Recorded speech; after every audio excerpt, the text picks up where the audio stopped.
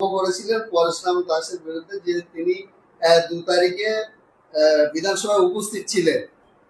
প্রসঙ্গ তিনি হুঁশিয়ার চ্যালেঞ্জ করে বলেন যে 2 তারিখে আমি ছিলাম না, সেটা কাট করে আজকে তিনি প্রমাণ দিলেন। কি বলেন? দেখুন, আমার ওটা দেখতে ভুল হয়েছিল, ডেটটা ভুল হয়ে গেছিল। ওটা 4 তারিখে বলার দরকার ছিল, ওটা 2 তারিখে বলেছি।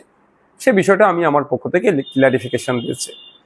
দেখুন, আমি রাজনীতিটা অন্যদের মতো নোংরামি রাজনীতি করার পক্ষপাতী নয়, সঠিকটা বলবো। আমার বলার মধ্যে ভুল হয়েছিল, ডেটটা 4-এর জায়গায় 2 হয়ে গেছিল, পরবর্তীতে আমি জানিয়ে দিয়েছি। তবে এখনো বলবো, পরেশরাম বাবুর উচিত হবে পরিবারকে সহযোগিতা করা, তার পাশে দাঁড়ানো, তার বাড়িতে অন্তত একবার ভিজিট করে আসলে পরিবারটা সাহস পাবে। এবং যারা খুন করেছে, এখন নাকি অনেকে ধরা পড়েনি। পরেশরাম বাবু শাসক দলের একজন বিধায়ক, তিনি যাতে দ্রুত ধরা পড়ে এবং দ্রুত চার্জশিট করে এই খুনিগুলো যাতে শাস্তি পায় তার ব্যবস্থা করবে। এবং সাথে সাথে পরেশরাম বাবু যেহেতু শাসক দলের বিধায়ক, তিনি তার তার ব্যক্তিগতভাবে কত টাকা দিয়েছে সেটা আমি নিয়ে প্রশ্ন করব না। যাতে সরকার এখানে ব্যর্থ এই খুনটা রোধ করতে, যেখানে সিভিক ভলেন্টিয়ার এত রেখেছে, বলছে গ্রামীণ পুলিশ বলে একটা আছে সে এত রেখেছে। আচ্ছা, সাথে সাথে পুলিশ প্রশাসন থাকার পরে একটা ছেলেকে এতক্ষণ ধরে পিটিয়ে মারলো, হত্যা করলো, পুলিশ আটকাতে পারেনি, পুলিশ ফেলিওর। ফলে সরকারকে ক্ষতিপূরণ বাবদ, দেখুন টাকাতে একটা মানুষের জীবনের দাম হয় না, তারপরেও কম করে 20 লক্ষ টাকা দেওয়া হোক, তার ব্যবস্থা করে দেবেন এবং তার পরিবারকে একটা সরকারি চাকরি করে দেবেন। এই আশাটা আমি রাখবো পরেশরাম বাবুর কাছে। এবং ঘুটিয়ারি শরীফের মাটি, ক্যানিং এর মাটি, বাংলার মাটি, সম্প্রীতির মাটি, এই মাটি যাতে মাটির সম্প্রীতি যাতে ঠিকঠাক থাকে তারও ব্যবস্থা তিনি করবেন। এই মাটিতে যারা সম্প্রীতি বিনষ্ট করবে তাদেরকে কঠোরভাবে জবাব দেবেন। পরশুরাম বাবু ইতিমধ্যেই বলেছেন যে কাজ হসপিটালে একটা কাজ দেখে দিচ্ছি অস্থায়ী, সেটা করলে করতে পারেন যদি সমস্যা হয়, আর একটু লেট করলে আমি পাকাপাকি ভাবে যাতে পার্মানেন্ট, আমি আশা করবো পার্মানেন্ট হবে। কারণ দেখুন, রাজ্জাক খাঁর ক্ষেত্রে শওকত মোল্লা সাহেব অনেক চিৎকার করেছিল, তবে একটা শওকত মোল্লা সাহেব আর পরেশরাম বাবুর মধ্যে কিন্তু অনেক তফাৎ, আমি একটা কথা বলতে পারি। দুজনের কিন্তু অনেক তফাৎ। শওকত মোল্লা যেভাবে নটোরিয়াস ক্রিমিনাল সার্টিফাইড, পরেশরাম বাবু সেক্ষেত্রে নয়। কিন্তু তুই বোমবাদিস শওকত মোল্লা সাহেবের ক্ষেত্রে প্রযোজ্য, পরেশরাম বাবুর ক্ষেত্রে প্রযোজ্য নয়। তবে আমি আশা করব রাজ্জাক খাঁরও সরকারি চাকরি দেওয়ার গল্প শোনালেও এখন কন্ট্রাকচুয়াল চাকরি 10,000 টাকা মতো স্যালারি পাচ্ছে, তো এটা না হয় পার্মানেন্ট চাকরি যাতে পাই সে বিষয়টা আমি বলবো মাননীয় বিধায়ক সাহেবকে, তিনি সদর্থক ভূমিকা নেবেন। এবং এটাও আমি বলছি রাজ্জাক খানের স্ত্রী, তিনি রাজ্জাক খান পার্টির একজন সক্রিয় কর্মী ছিল, সেই জায়গায় তার স্ত্রীকে যদি কন্ট্রাকচুয়াল 10,000 টাকার মাইনে দেওয়া হয়, তাহলে ঘুটিয়ারি একজন সাধারণ ছেলে তার পার্মানেন্ট চাকরি দেবে, এটা কতটা যুক্তিসঙ্গত? দেখুন, যুক্তিসঙ্গত না, এখানে বিতর্কের করলে অনেক বিতর্ক করা যাবে। আমি এতটুকুই বলবো, যাতে ওই পরিবারটা বাঁচে সেই জন্য একটা পার্মানেন্ট চাকরি সরকারকে ব্যবস্থা করে দিতে হবে এবং 20 লক্ষ টাকা কম করে ক্ষতিপূরণ দিতে হবে, এই দাবিটা আমার থাকছে। এবার কে সক্রিয় কর্মী, কে নিষ্ক্রিয় মানুষ, ওসব দেখার প্রয়োজন নেই। একটা প্রাণ গিয়েছে, সরকারের ব্যর্থতার জন্য এই প্রাণটা গিয়েছে। আপনি বিধায়ক শওকত মোল্লা আপনার বিরুদ্ধে একটা অ্যালিগেশন এনেছিল 30 কোটি টাকা বিজেপি থেকে নেয়, তার জন্য আপনি মানহানি মামলা করলেন। তার পরিপ্রেক্ষিতে শওকত মোল্লা বলছে যে নওশাদ সিদ্দিকীর দলের লোক 10 জনের মধ্যে একজন সক্রিয় নওশাদ সিদ্দিকীর সহকারী কর্মী দীপক ব্যাপারীর কাছ থেকে আমি শুনে বলেছি। ওসব গল্প শুনিয়ে লাভ হবে না, কোর্টে এসে ওইটাই বলতে বলবেন। ওর কাছে যে আছে না আছে কোর্টে এসে গল্প শোনাতে বলবেন। ওসব এখন ওনার ভক্তরা ভয় পেয়ে যাচ্ছেন, ভক্তদেরকে আশ্বস্ত করার জন্য এইসব গল্প শোনাচ্ছে। গল্প ওই মাছার পাড়ার মাচাতেই হয়, আর একজন পাড়ার সাধারণ লোকের সম্পর্কে গল্প হয়ে হুমকি ধমকিতে চলে যাবে। একজন আইনসভার সদস্য সম্পর্কে কালিমালিপ্ত করছে, উনি গল্প ছুটিয়ে ফেলবে আইনের মাধ্যমে আমাদের উকিলরা। যে ইউটিউবারের সঙ্গে জড়িত সে তো আপনার রাজনৈতিক চ্যাপ্টার ক্লোজ করে দেবে বলছে, কি বলবেন? কোর্টে যেয়ে দেখা হবে, কোর্টে গিয়েছি, ডেট কবে আছে আমার উকিলরা বলতে পারবে। আমার উকিল দেখছি না, ব্যাংশাল কোর্টে উকিলরা আছে, বলে দেবে। তবে সামনের সপ্তাহে আবার কলকাতা ব্যাংশাল কোর্টে যাচ্ছি, আপনাদেরকে আবার একটা মামলা করতে যাচ্ছি সামনের সপ্তাহে, কি নিয়ে মামলা? তো বুঝতে পারবেন কি নিয়ে কার বিরুদ্ধে যাচ্ছি। একটু অন্য প্রসঙ্গে আসে, সামনে 26শে বিধানসভা, একদম মাথার উপরে, খুব বেশি সময় আর বাকি নেই। যে আপনাদের সংযুক্ত মোর্চা করে যে জোটটা আপনারা 21 সালে জোটে লড়াই করেছিলেন, সেই জোটে ফাটল দেখতে পাচ্ছি আমরা। কংগ্রেসের যিনি বর্তমান রাজ্য সভাপতি, তিনি মৃদু তৃণমূল ঘেষিত, আর বামফ্রন্টের আপনি যে চিঠি দিয়েছিলেন বিমান বন্দ্যোপাধ্যায়কে, তারাও দেখছি যে এখনো পর্যন্ত কোনো কিছু হয়নি। এই কিন্তু বিস্তার আমার দেখুন একটা কথা বলি, আমরা চাই বিজেপি এবং তৃণমূল মুক্ত পশ্চিমবঙ্গ। বিজেপি তৃণমূল মুক্ত সম্পূর্ণরূপে করতে গেলে তাহলে লেফট ফ্রন্ট, কংগ্রেস, আইএসএফ আরো যে সমস্ত ছোট বড় রাজনৈতিক দলগুলো আছে তাদেরকে নিয়ে করতে হবে। অন্যথায় একা লড়তে হবে, একা লড়ে যতটা ক্ষমতা আছে বিজেপি তৃণমূলকে আটকাবো, একদম স্পষ্ট বলছি। আমরা চাই সম্পূর্ণরূপে পশ্চিমবাংলাতে বিজেপি তৃণমূলকে গণতান্ত্রিক প্রক্রিয়ায় বিদায় জানাবো। সেজন্য ঐক্যবদ্ধ হওয়ার জন্য আহ্বান জানাচ্ছি। আবারও আহ্বান জানাবো আপনাদের বলি, বিমান স্যারকে আবারও আহ্বান জানাবো, কংগ্রেসকে আহ্বান জানাবো, যাতে করে এই সময়ের দাবি, মানুষের দাবি একদিকে 2022-এর টেট পরীক্ষার্থীরা তারা মেধার ভিত্তিতে তাদের ইন্টারভিউ নিয়ে নিয়োগ দেওয়া হোক, তার দাবি তুলতে পারছে না। 7 SLST মাদ্রাসার নিয়োগ হচ্ছে না। গ্রুপ ডি মাদ্রাসায় 14 বছর পরে নিয়োগ হতে চলেছে, মানে হবে কি বিশ্বাস নাই। স্কুলগুলোতে শিক্ষক নাই, স্কুল বন্ধ হতে চলেছে, ছাত্র আছে, স্কুল আছে, শিক্ষক নাই। এই যে দুরবস্থা, এই মব লিঞ্চিং এর শিকার হচ্ছে মুসলমানরা, পিছড়ে বর্গের ST SC কোটাতে নন ST SC রা চাকরি করে নিচ্ছে, ওবিসি নিয়ে নাটক হচ্ছে। এই যে একটা হচপচের মধ্য দিয়ে রাজ্য চালাচ্ছে, নাটক হচ্ছে, আর মানুষের মাথার উপরে ঋণটা বেড়ে যাচ্ছে। 2011-12 সালের দিকে একজন ব্যক্তির, পশ্চিমবাংলার নাগরিকের মাথার উপরে 11-12 হাজার টাকা ঋণ ছিল, আজকে দেখুন প্রায় 70,000 টাকা হয়ে গিয়েছে। তাহলে এই যে বেড়ে যাচ্ছে, আর নেতারা যে সাইকেল, ভাঙা সাইকেল নিয়ে ঘুরতো, সে এখন স্করপিও ফরচুনার নিয়ে ঘুরছে। যে একটা বিড়ি 3 বার খেত, সে এখন এত বড় সিগারেট খাচ্ছে। মানে ব্যাপারটা বুঝতে হবে, এত বড় সিগারেট আছে তো নাকি আবার নালা করবে, মানে বড় বড় সিগারেট খাচ্ছে। আর বললেই তো আমার দোষ, আবার কিছু বলে ফেলে রাগ হয়ে যাচ্ছে অনেকে। যাক ভালো আমাকে নিয়ে ভাবছে, এটা মানুষকে বলবে, একটা বিধায়ককে নিয়ে ভাবছে, মানে বুঝতে পারবেন সাধারণ মানুষকে বলবো 10টা নওশাদ সিদ্দিকী তৈরি করুন, 20টা নওশাদ সিদ্দিকী তৈরি করুন, সরকার অন্যায় কাজ করতে ভয় পাবে। যাক, সেই জন্য আমরা বারবার শরণাপন্ন হচ্ছে এই ধরনের একটা বড় জোটের জন্য। যদি না জোট করে, তবে আশা করছি জোট করবে না, এর কোনো প্রশ্ন আসছে না, তারপরেও বলবো শেষত আছি আমরাই, সেই বিজেপি তৃণমূলকে আটকাতে হবে। তাহলে কি নেপালের মতো গণ উত্থান দরকার এই রাজ্যে দুর্নীতিগ্রস্তদের বিরুদ্ধে? না, একটা কথা বলুন, একটা কথা, এটা আমার সাথে অনেকের হয়তো মতনৈক্য হতে পারে। একটা নির্বাচিত জনপ্রতিনিধি, একটা সরকার, সেই কেন্দ্র সরকার হোক আর রাজ্য সরকার হোক, যদি অন্যায় করছে একে গণতান্ত্রিক প্রক্রিয়াতে বিসর্জন দিতে হবে। আমি এই যে গণ অভ্যুত্থান বলুন, এ বলুন, এর সাথে এটা আমার নিজস্ব মতামত, আমার পার্টির নয়, আমি এর সাথে সহমত নয়। কেন্দ্রের বিজেপি সরকার, ফ্যাসিস্ট সরকার, তার জন্য একটা বিশাল আন্দোলন করো, কেন্দ্রের ফেলে দাও, পশ্চিমবাংলার দুর্নীতিগ্রস্ত সরকার মমতা ব্যানার্জি নবান্ন থেকে টানে নামিয়ে দাও। এটা আমি আমার ব্যক্তিগত অভিমত মরছি, আমার পার্টির অভিমত নয় এটা, যে আমি এতে বিশ্বাসী নয়। কারণ একজন একটা, যদি এখন তাদের সার্টিফিকেট আছে, ভোট কিভাবে করেছে সব জানি, তো আমরা এটাকে আটকাবো, তখনই একে বিসর্জন দেবো গণতান্ত্রিক প্রক্রিয়াতে। 8,000 কোটি টাকা মতো, 8 লক্ষ কোটি হাজার টাকা দেনা রাজ্যে। বামফ্রন্ট যখন ছিল 1,88,000 কোটি, আবার 2 লক্ষ টাকা দেশ স্বাধীন হওয়ার পর থেকে। তো বর্তমানে এক একজনের প্রত্যেক মাসে প্রায় 700 টাকা করে শুধু এই ইন্টারেস্টের সুদ দিতে হয়।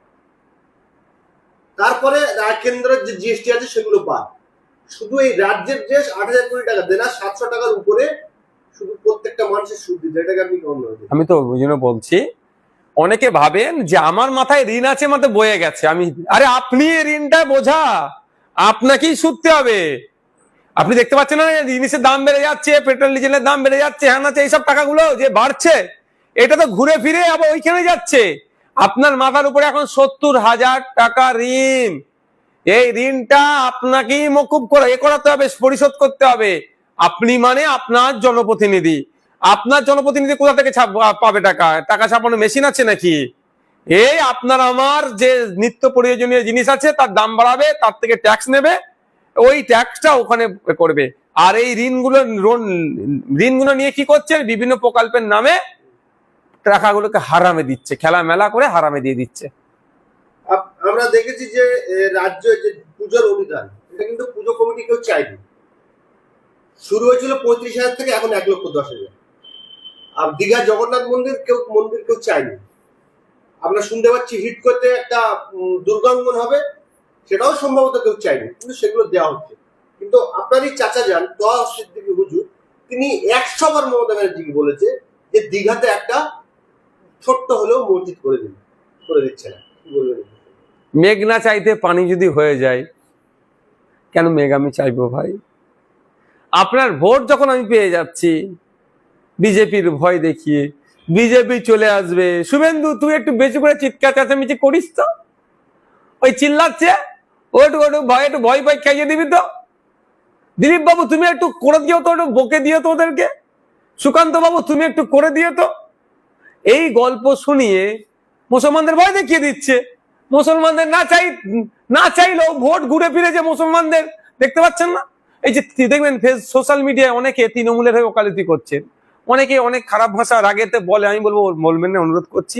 অনেকে বলে চটি চাটা হ্যান ত্যান, ব্যাপারটা অনেকে সবাই চটি চাটা নয়, অনেকে ভয়ে তৃণমূলের হয়ে ওকালতি করে। সবাই টাকা পায় না তৃণমূলের কাছ থেকে, অনেকে ভয়ে উপযাচক হয়ে তৃণমূলের হয়ে কথা বলে, কারণ বিজেপি নাকি চলে আসবে। বিজেপি আসবে না, বিজেপি আসার জায়গা নাই। আজকে কালকে যদি ভোট হয়, স্বচ্ছভাবে ভোট হয়, বিজেপি 50টাও সিট পাবে না। আর তৃণমূল কোথায় নেমে আসবে খুঁজে পাবেন না। বিরোধীরা এমন জায়গায় দাঁড়িয়েছে, অবিজেপি অতৃণমূল শক্তি। মানুষ, হিন্দু সমাজের মানুষ যারা বিজেপিকে ভোট দিয়েছে তারা বুঝতে পারছে হে ভোট হিন্দু খাতরে মেয়ে বলে নিজের গতিটাকে বাঁচাচ্ছে এরা, আসলে ওদের গদি খাতরে মেয়ে। আর মুসলমানরা বুঝতে পারছে বিজেপির ভয় দেখিয়ে শুভেন্দু বাবু একের পর এক বাজে মন্তব্য করে বেড়াচ্ছে, তার বিরুদ্ধে কেন ব্যবস্থা গ্রহণ হচ্ছে না? কৌস্তব বাগচির বিরুদ্ধে কেন ব্যবস্থা গ্রহণ হচ্ছে না? বিজেপির ছোট বড় নেতারা ডাইরেক্ট মমতা ব্যানার্জিকে তোমার বকলমে খুনের হুমকি দিয়ে দিচ্ছে, তাদের বিরুদ্ধে ব্যবস্থা গ্রহণ হচ্ছে না কেন? এটা বোঝা গেছে। সুতরাং আপনি এদেরকে বলবো যেটা, এটা হচ্ছে শুধু এই ধরনের একটা হচপচ করে রেখে দেওয়ার চেষ্টার বাইরে কিছুই না। আপনার চাচা বলছেন যে অন ক্যামেরা বলেছেন, সেই জন্যই হচ্ছে হচপচ করে রেখে দাও। মুসলমানদের ডিমান্ড তোমরা পূরণ করবে না।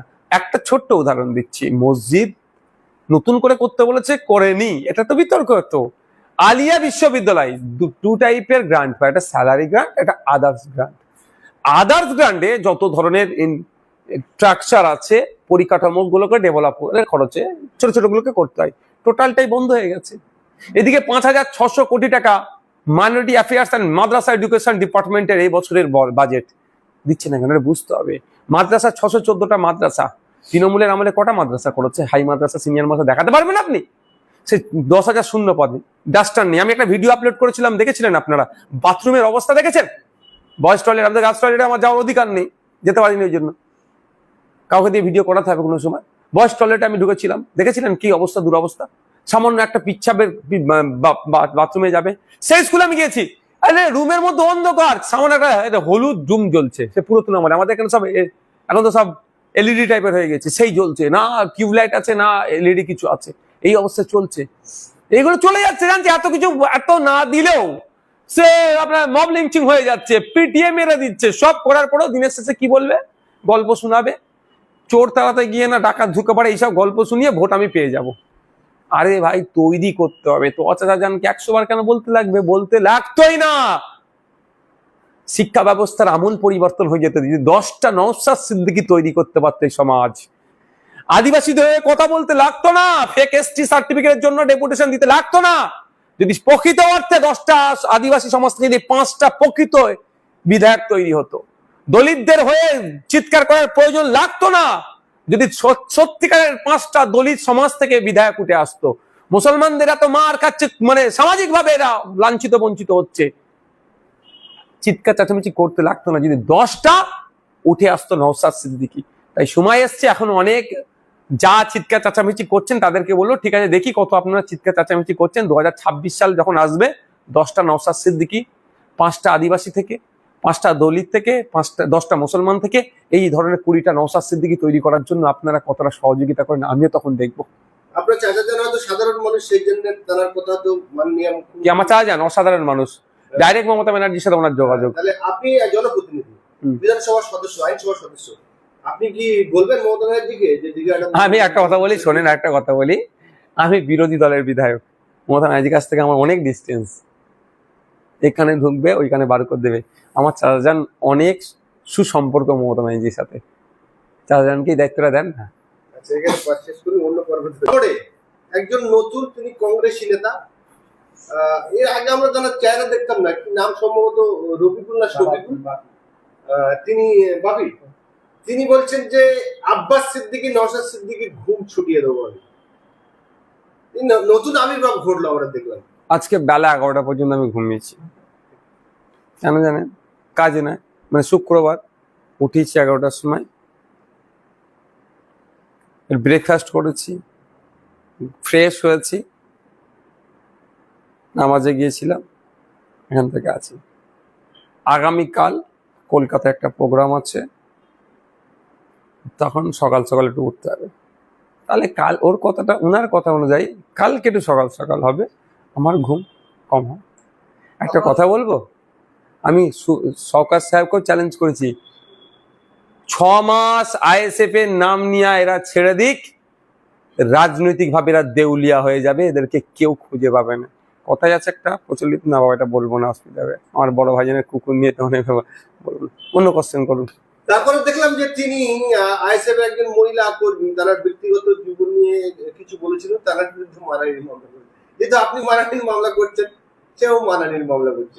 না দেখুন, আমি প্রথম কথা বলি, ব্যক্তিগত জীবন নিয়ে আক্রমণের পক্ষপাতে আমি নয়। আপনি ভালো করে জানেন, যখন সারা রাজ্যের মানুষ, মানে রাজ্যের একটা শ্রেণীর রাজনৈতিক নেতারা অভিষেক ব্যানার্জির কার ছেলে, কার ভাইপো, মমতা ব্যানার্জির ছেলে কে নিয়ে বিশাল বিতর্ক হচ্ছিল না, আমি সেই সময় আমার চরম বিরোধী, আমি মমতা ব্যানার্জির রাজনৈতিক, আমি চরম বিরোধী তৃণমূল কংগ্রেসের রাজনৈতিকভাবে, আমি চরম বিরোধী অভিষেক ব্যানার্জির রাজনৈতিকভাবে, তারপরেও আমি বলেছিলাম যে কার কোথা জন্ম হয়েছে সেটা দেখার দায়িত্ব আমাদের নয়। আমাদের দায়িত্ব হচ্ছে অভিষেক ব্যানার্জির পিসি 2011 সালের আগে কি কমিটমেন্ট করে ক্ষমতা এসেছিল, অকাপ উদ্ধারের গল্প শুনিয়েছিল, কত বিঘে অকাপ উদ্ধার করতে পেরেছে সেটা অভিষেক ব্যানার্জি বা অভিষেক ব্যানার্জির পিসির কাছ থেকে প্রশ্ন করুন।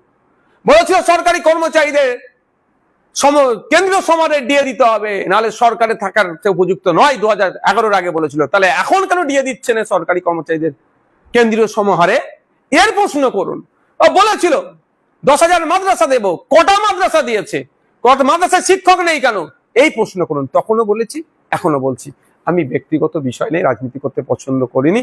তবে আমার কাছে এটাও খবর এসছে, ওই ভদ্রলোকটি নাকি, যে আমাদের যারা নেত্রী যিনি, তাকে নাকি ফোন করে অসভ্য ভাষায় গালিগালাজ অনেক কথা বলেছেন, সেটাও আমরা দেখছি। আমরা কিন্তু ছেড়ে কথা বলবো না। ও এই সমস্ত আমি এখনো এসে পৌঁছাইনি, যতক্ষণ না পৌঁছাচ্ছে আমি তো বলতে পারবো না। তো আমি ওটাকে নিই, ওর আইনত আইনি লড়াই চলবে। আপনি বলছেন তৃণমূল থেকে আমাকে অফার করছে, অথচ কালকে তৃণমূলের একজন মুখপাত্র বলছে আপনি মুখ্যমন্ত্রীর পায়ে ধরেছেন বিধানসভায় তৃণমূল করে। ড্যামেজ কন্ট্রোল করতে হবে তো, ওদেরকে তো কাজে রেখেছে, মাইনে দিয়ে রেখেছে কেন ওদেরকে? মাইনে মিনস ওদেরকে কেন পুষছে? ওদেরকে পোষে কেন পুষছে? তৃণমূল নিয়ে চর্চা হলে ওদেরকে দিয়ে ড্যামেজ কন্ট্রোল করার জন্য। দেখুন একটা কথা বলি, আমি আবারও বলছি, নওশাদ সিদ্দিকীর দ্বিতীয়বার এমএলএ হতে হবে এই লোভ নাই, এই লোভ আমার নাই যে আমাকে দ্বিতীয়বার এমএলএ হতেই হবে, কারো পায়ে চটি চাটবো, আমাকে একটা এমএলএ সিট দাও, পায়ের নিচে বসে থাকবো, ওই লোভ আমার নাই। তিনিও ভালো করে জানেন যে নওশাদ সিদ্দিকী জিনিস, আব্বাস সিদ্দিকীর ছোট ভাই কি জিনিস ভালো করে জানে, সেই জন্য কি ড্যামেজ কন্ট্রোল করার জন্য এই করছে। সারা রাজ্যে যেভাবে সংখ্যালঘুদের উপরে নির্যাতন চলছে, যদি এই মুখ্যমন্ত্রী পদত্যাগ করে, পরবর্তীতে যদি কোনো মুখ্যমন্ত্রী আসে, মনে হয় কি সংখ্যালঘুদের উপরে আর নির্যাতন হবে? কোন দলের মুখ্যমন্ত্রী? যে কোনো দলের আসতে পারে না, তৃণমূলের আসলে তো কন্টিনিউ হবে। বলুন কোন দলে, একটা স্পেসিফিক বলুন। সংযুক্ত মোর্চা যদি বলেন আমি তাহলে উত্তর দেব। আমাকে যদি প্রশ্ন করেন সংযুক্ত মোর্চার থেকে যদি মুখ্যমন্ত্রী হয় তাহলে কি এই ধরনের অত্যাচার বন্ধ হবে, এই প্রশ্ন আমাকে যদি করেন আমি উত্তর দিচ্ছি। তাহলে বলুন, আমি কেন তৃণমূলের দায়িত্ব নিতে যাব? তৃণমূলের দায়িত্ব তো কিছু মানুষজন আছে যারা রাত দিন এক করে ফেলছে, তৃণমূলকে জিতাতে হবে, তারা তো দায়িত্ব নেবে। আর আমি বলছি জোর গলায়, বাংলার মানুষ যদি এই সংযুক্ত মোর্চা আমাদেরকে যদি জিতিয়ে নিয়ে আসে, সাম্প্রদায়িক হিংসা পশ্চিমবাংলা থেকে বন্ধ হয়ে যাবে, চাকরি চুরি পশ্চিমবাংলা থেকে বন্ধ হয়ে যাবে, বালি চুরি পাথর চুরি পশ্চিমবাংলা থেকে বন্ধ হয়ে যাবে, অন্যায় অনৈতিক কাজ পশ্চিমবাংলা থেকে বন্ধ হয়ে যাবে। তার পরিবর্তে স্কুলে শিক্ষক দেওয়া হবে, হসপিটালে ঔষধ দেওয়া হবে, ডক্টর দেওয়া হবে, পাবলিক ট্রান্সপোর্ট বাড়িয়ে দেওয়া হবে, সরকারি বাস বাড়িয়ে দেওয়া হবে, এই তোলাবাজিটা টোটালটা বন্ধ করে দেওয়া হবে। এটা আমি দায়িত্ব নিয়ে বলতে পারি। এই রাজ্যে বেশিরভাগ আরএসএস এর পুলিশ প্রশাসন রয়েছে। দেখুন ওসব গল্প আমাদের শুনিয়ে কিচ্ছু লাভ হবে না। পুলিশ প্রশাসন আছে, আরএসএস আছে, কি বলে আপনার যা হ্যান ত্যান অনেক গল্প শুনিয়ে কিছু লাভ হবে না। কন্ট্রোল কারা করছে? পুলিশ মন্ত্রী। পুলিশ মন্ত্রী তাহলে ব্যর্থ হয়েছে। কারো মতদর্শ আরএসএস থাকতে পারে, কারো মতদর্শ সাভারকারকে বিশ্বাস করতে পারে, কারো মতদর্শে নেতাজি থাকতে পারে, কারো মতদর্শে গান্ধীজি থাকতে পারে, কিন্তু এখানে পুলিশ কোড অনুযায়ী আপনাকে চলতে হবে। সেই পুলিশ কোড অনুযায়ী চলছে কি চলছে না দেখার দায়িত্বটা কার দিয়েছি আমরা? জনগণ ভোটের মাধ্যমে তাদের নির্বাচিত জনপ্রতিনিধি একজন পুলিশ মন্ত্রী করেছে। তাই পুলিশ মন্ত্রী ব্যর্থ হয়েছে। তো গল্প শোনালে হবে আরএসএস এর মতদর্শে আছে বলে কন্ট্রোল করতে পারছে না, তাহলে তাদের বিরুদ্ধে আপনি ব্যবস্থা গ্রহণ করতে দিচ্ছেন না কেন?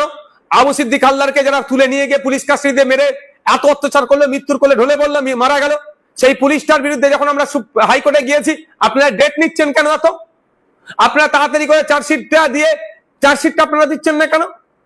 গল্প শোনাচ্ছেন। আপনারা কি ব্যবস্থা গ্রহণ করেছেন? শওকত মোল্লা প্রতিটা স্টেজ থেকে বারবার বলছে 2021 না, এটা 2026। কবে ডাল ভাত খেয়েছে ভুলে যাও, আবহাওয়া খুব খারাপ, লোটা কম্বল নিয়ে কুরকুরে আপনাকে ছুটতে হবে। দেখুন, শওকত মোল্লাদের জানা নেই, জানে বা জানে বলতে পারছি না, ওইটা ব্রিটিশরা আমার বড়দাদিকে বলেছিল। ব্রিটিশ, ঠিক আছে, সেই ব্রিটিশদেরকে ভারত ছাড়া আমার পর্দাদুরা করেছিল। আর মাথায় রাখো এতটুকুই, ওর জন্য, ওনার জন্য। আপনাদের দুই ভাইয়ের ঘুম না হারাম করলে তো বলছে আমার নাম শওকত মোল্লা না। ওনার দিদি বলেছিল ডবল চাকরি দেবো। কটা চাকরি করছে? কে কি করছে? ওনার ভালো জায়গায় ঘুমের ব্যবস্থা করে দেওয়া হবে। আচ্ছা, ধৈর্য ধরুন, গণতান্ত্রিক প্রক্রিয়াতে ওনার ঘুমের ব্যবস্থা করে দেওয়া হবে। এসআইআর নিয়ে আপনি বলছেন কোনো ভয় নেই, বলবো, এটা বলো। চাকরিজীবীদের উপর যেভাবে অত্যাচার হচ্ছে, কি বলবেন এই বিষয়ে? দেখুন, 2022 সালে টেট পরীক্ষা দিয়েছে প্রাথমিক শিক্ষকরা। আমি এখানে হচ্ছে 2017 পরে 2022, কত বছর? 5 বছর। তারপরে যারা টেট উত্তীর্ণ প্রায় 50,000। তাদের দাবি একটাই, সহজ বৈধ দাবি ভাই। মমতা ব্যানার্জি তার দল কি বলছেন? চাকরি আমরা দিতে রাজি, কিন্তু মামলার জন্য দিতে পারছি না, গল্প শোনাচ্ছে। কিন্তু 2022-এ প্রাইমারি যারা টেট পাস করেছে, এদের এখানে কোনো মামলা নেই। এদের হচ্ছে 50,000-এর উপরে একটু বেশি আছে। এদেরকে ইন্টারভিউ বোর্ডে ডাকবে, মেধার ভিত্তিতে তারা ইন্টারভিউয়ের মধ্যে লিস্টেড হবে, লিস্টে চাকরিতে যাবে। এটা তো দিচ্ছে না কেন? সরকারের কাছে তো টাকা না, এদের মাইনে দিতে হবে। আপনি একটু বিডিও গুলোর সাথে যদি যোগাযোগ থাকে, পঞ্চায়েতে একটু যোগাযোগ থাকে, খোঁজ নিয়ে দেখুন ফান্ডের টাকা আসছে কি আসছে না। শুধু ওরা লুটে শেষ করে দিচ্ছে রাজ্যটাকে, ওই জন্য বারবার ধার করছে। তো এটা স্বাভাবিক হবে, এটা স্বাভাবিক। কতদিন ভাই একটা ধৈর্য? 2017 আর 2025, 7 বছর মানুষের ধৈর্য সমতা। আমি তো ওদেরকে শাবাশি জানাবো, এখন ওরা কোনো অপ্রীতিকর ঘটনা ঘটিয়ে ফেলেনি। ওদের ধৈর্য আছে, আমি স্যালুট জানাই ওদেরকে। আমি অনুরোধ করবো, কোনো অপ্রীতিকর ঘটনা ঘটাবেন না, গণতান্ত্রিক প্রক্রিয়া করবেন, কিন্তু ঘটিয়ে ফেলেনি। আমি অবাক হয়ে যাচ্ছি, কিন্তু ধৈর্য শক্তিকে আমি স্যালুট জানাই। সরকারের উচিত এই বাস্তব কথা। নেপালে হওয়ার পরে কিন্তু এখন সব টকবক করে ফুটছে। আমি যদিও এই ধরনের গণ অভ্যুত্থান হোক আমি চাই না, কিন্তু নেপাল হওয়ার পরে মানুষের মনে একটা আলাদা কিছু একটা করে ফেলবো। যদি কিছু করে ফেলে সরকার রুখতে পারবে তো? আমি আশা করবো এই ধরনের কোনো বৈধ পন্থা অবলম্বন করবেন না। সরকারকে হলো দ্রুত ইন্টারভিউ ডেকে মেধার ভিত্তিতে নিয়োগ দিন। দেখলাম পুলিশের পায়ে ধরে চাকরি প্রার্থীরা কান্না করছে। এখন পায়ে ধরছে, ওই হাতটা যদি অন্য জায়গায় চলে যায় কত খারাপ লাগবে বলুন তো? হাত ধরে যদি তখন টানাটানি করে। আমি চাই না এই ধরনের কাজ করুক, কেউ করবেন না কোনো চাকরি প্রার্থীদেরকে বলবো, কিন্তু তাদেরও তো একটা ধৈর্যের সীমা আছে। সরকারের উচিত এই ধৈর্যের সীমা ভাঙা রাখি, তাদেরকে দ্রুততার সাথে ইন্টারভিউ বোর্ডে ডাকা হোক, মেধার ভিত্তিতে নিয়োগ দেওয়া হোক। যে কাসেম সিদ্দিকী একসময় নওশাদ সিদ্দিকী, আব্বাস সিদ্দিকী, আমি আর পারিবারিক লোকের উত্তর দেবো না। যে আপনি প্রথমে বলেছিলেন যে ব্যাংসাল কোর্টে আবার মামলা করবেন, সেটা কবে করবেন? যে সামনের সপ্তাহে ব্যাংসাল কোর্টে আবার মামলা করছি, কার নামে করবেন? দেখতে হবে। আপনি বললেন এসআইআর নিয়ে কোনো ভয় নেই, প্রত্যেকটা স্টেজে দেখছি আপনি কবর দেখাচ্ছেন।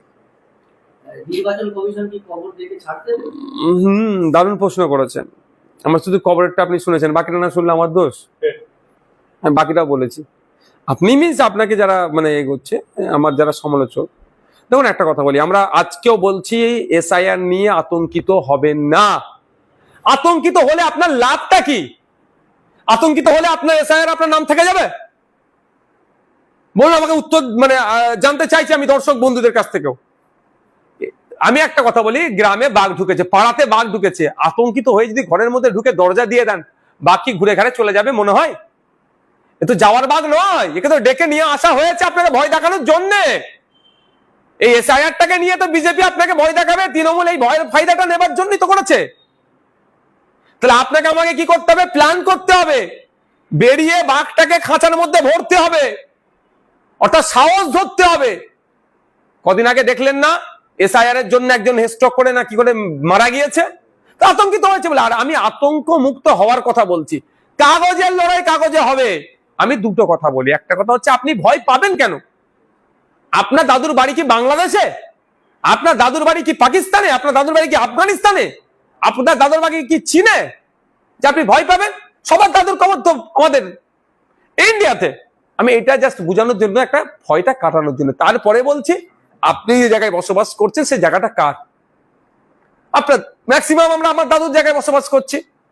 আমরা যে জায়গায় থাকি আমার দাদুর নানার জায়গা, মানে আরো পুরাতন।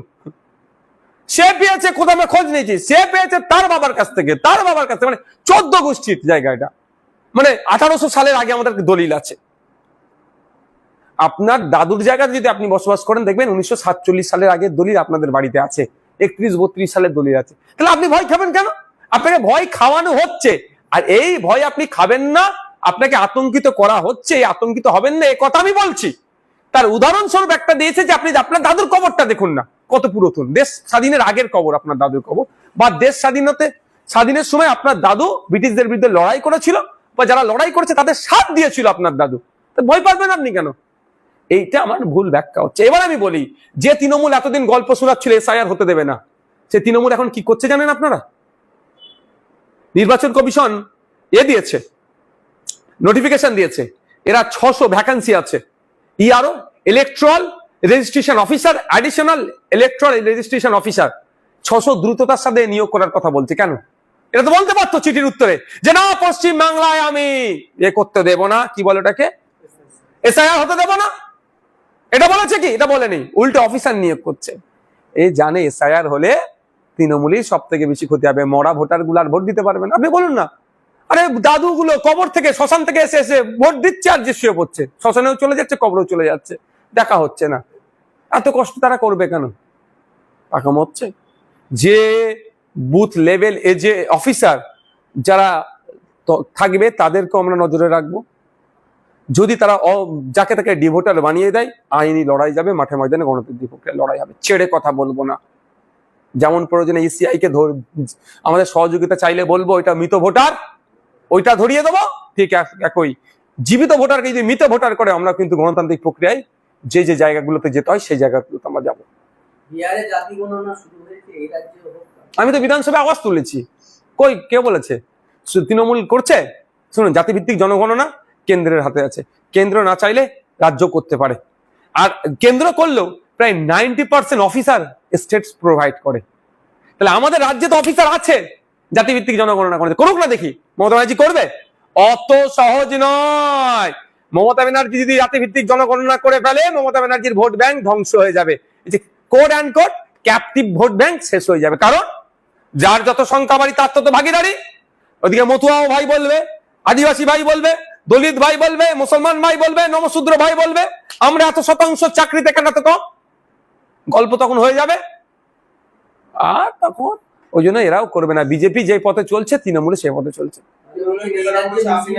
দপ্তর থেকে কাজ আদায় করে নিয়ে আসতে পারছেন না, না, মুসলিম হিন্দুর প্রশ্ন আমার কাছে আসছে না। আমার কাছে প্রশ্ন হচ্ছে বাবা সাহেব আম্বেদকরের সেই স্লোগান, যার যত সংখ্যা বাড়ি তার তত ভাগিদারি। ঠিক এই ধরনের 10% মতো আমাদের রাজ্যে আদিবাসী আছে। 100টা সরকারি চাকরি হলে 10টা আদিবাসীকে দিতে হবে। আমার রাজ্যে এসটি সমাজের মানুষ, পিছিয়ে বর্গের মানুষ প্রায় 40% অধিক।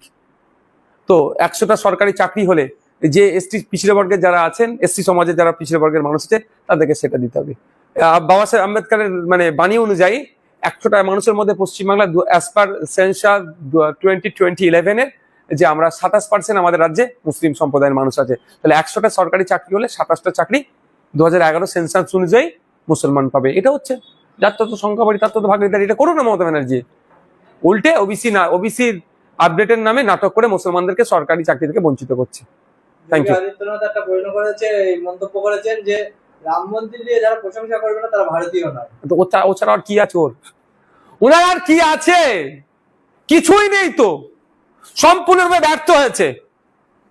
মহিলাদের নিরাপত্তা বিঘ্নিত ঘটছে, মহিলাদের উপর আক্রমণের টপ লিস্টে যে রাজ্যগুলো আছে তার মধ্যে একটা উত্তরপ্রদেশ।